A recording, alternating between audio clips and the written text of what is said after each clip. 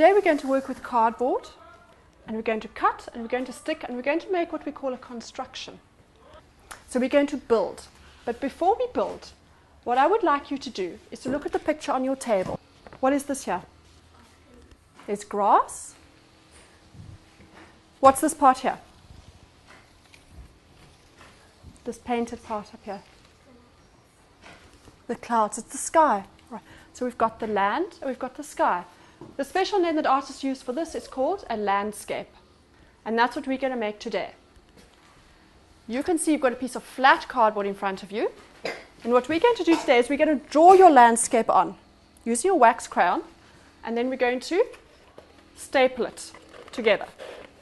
And add trees and add houses and maybe add some birds flying up at the top. But the first thing you have to do is that you have to draw it. So that's not difficult at all. This is what you're going to do. Here's your piece of cardboard and your crayon. All right? And the first thing I would like you to do is to make your own mountain. Doesn't matter what kind of mountain it is. It could be like Table Mountain. It could be a very jagged mountain. It could be a very gentle mountain. So you just have to draw your mountain right near the top. As soon as you've finished your drawing, cut it out. Cut along the line of the mountain. If you cut straight along here, make a straight line all the way along the top of your mountain. And then you cut out those little bits, and it'll be easier to cut out, so you don't have to keep turning your piece of paper and your pair of scissors. Just cut straight along. Your next step, everybody, is to make some drawings.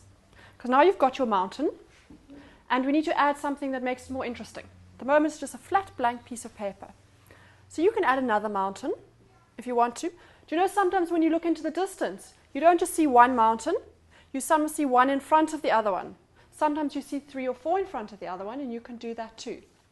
I'm going to show you a couple of pictures that will help you out. Here we go. These pictures are taken from the sky. They're called aerial photographs. And have a look and see. In this one you can see a river. So maybe you'll put a river into yours. You don't have to. If you feel like it, go for it and do it. You might want a dam. You might want to have a river running along the bottom of your landscape or running from the mountains down. It's entirely up to you. Here in the distance you can see lots of mountains. They're quite faint, but if you look very carefully you can see them.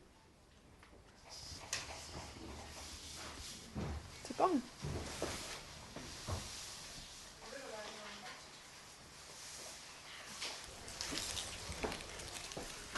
Sweetness, don't worry about all the little things, like your little cars, because those we're going to make later on. So you just want to draw the main things, like the road and the field. Even your sun, later on we're going to make, and it'll stand up over here. So that's the edge of your mountain. You can leave your sun in there for now, but for your other things that you draw nice big bits across your landscape. Now that you've finished with your black wax crayon, we're going to add some color. We're going to be using these. These are pastels. And when you use them, you need to press quite hard. When you press hard, you get beautiful bright colors, and that's what you want. If you're pressing very softly, you can see the paper through them. And then you know you're working too softly with them. Don't be scared of them. Make them nice and bright. I'd like you to color in all the little things that you've drawn. Don't worry about coloring in a really big space. So, over here, you're not going to color all of this in pastel. But you can do that, and you can do your trees and your house. This big space here, we'll use some ink just now. Learners have different personal ways of expressing themselves. One needs to allow for these individual preferences. Gabby explains. You'll find that in a class, each learner will work to their own style. If you look at this one, this girl has drawn very neatly, very precisely, and she's coloring in beautifully. She's putting her colors exactly where she wants them to go. She's very neat. If you look at this one, it's also just as beautiful. However, he's working in a completely different style. He's tending to work from his emotions. He's drawing how he feels. So his work is what we call quite haptic. It's quite expressive.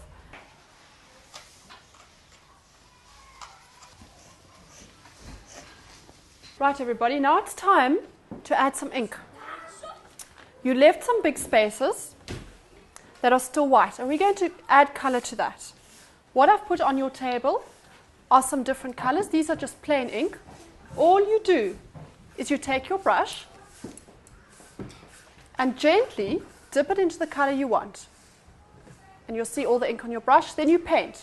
When you're finished, it's very important that you wash your brush.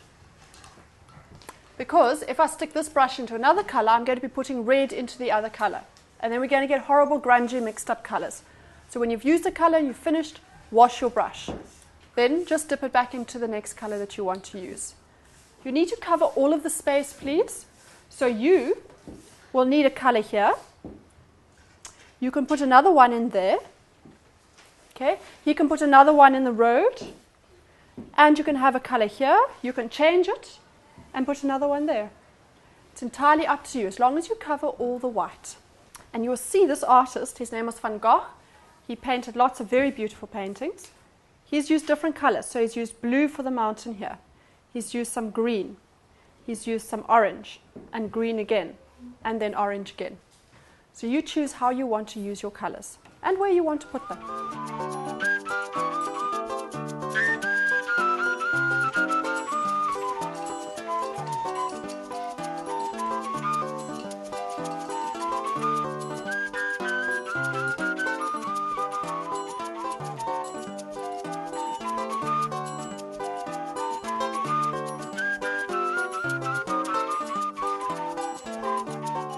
And I'm just going to block this with a toilet paper, because otherwise when we pick it up it's going to run. Okay, and now we're going to staple it. So we're just going to do this. Should we have your tree like that? They're right.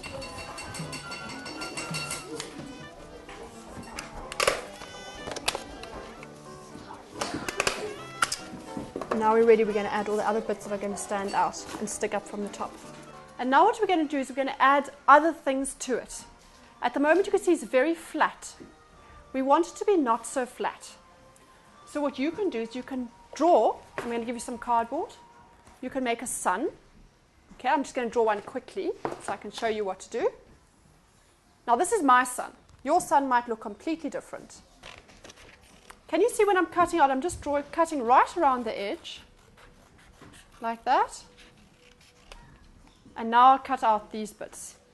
Before I cut it out, if I was making this, I would have colored it in. I can just do it yellow, or I can use oranges and reds. It's up to you. Here's my sun. Now, I want somebody to give me a good idea. I need to know, how can I make my sun sit in the sky like this? What would you do? Come, right, show me what you do.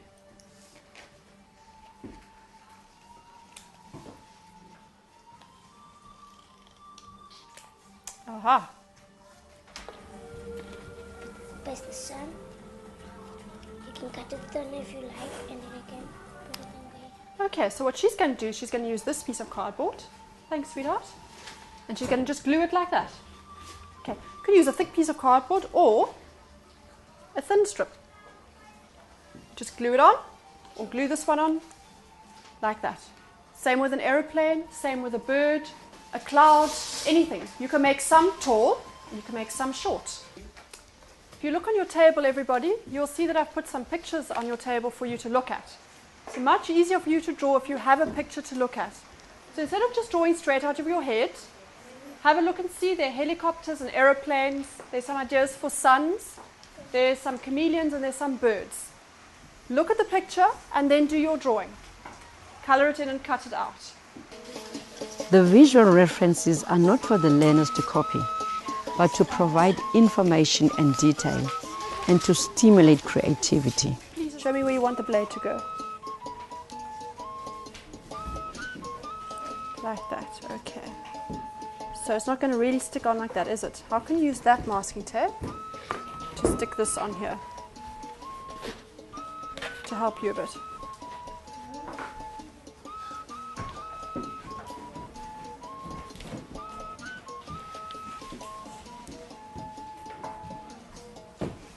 No, you can use it that way. Just make sure it's stuck to the cardboard a bit. Pinch it with your fingers.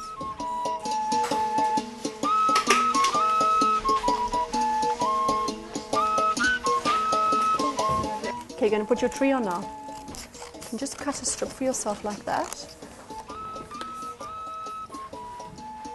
Doesn't have to be too big. And you're going to fold it into a box. Okay, so I've done 3 sides, now I must do a 4th side. I'm going to fold it once more so I can glue it together. I'm going to use some glue. You just stick it. And you can just hold it together for a little while before you stick it. And then when it's stuck firmly, you stick it on the back. And then you stick it, is this one yours? Then you stick it on wherever you want it to go. Creativity involves the learner in multitasking. Memory, recall, problem solving, decision making and risk taking all happen together. Add to this fantasy, their use of imagination and expression of feelings.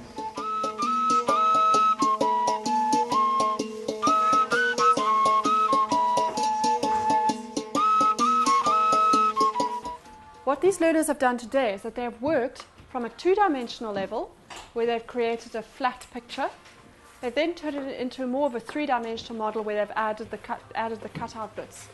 In a similar way, these birds have followed the same technique where the body of the bird was drawn first and the wings added later on, so they've also become 3-dimensional. This isn't a pure 3-dimensional project, something like clay, where the children immediately go into a 3-dimensional modeling technique is more of a pure 3-dimensional lesson, and something like this, where we're making dolls, the learners are immediately working with a 3-dimensional feel. This is, however, a nice process just to get foundation phase learners into seeing things from all directions. They have to turn their landscapes around. They have to look at where they're going to place each image and how they're going to do that. There's also a lot of problem solving involved here, in that they have to work on how do I make it stand out? How do I actually make it more 3-dimensional so it's not just completely flat?